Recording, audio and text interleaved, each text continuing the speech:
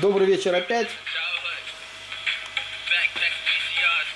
Вот горелка. Совсем забыл сказать, что кроме мобильного телефона и небольшого фонарика на светодиодах, можно также гонять вот такой вот небольшой радиоприемник.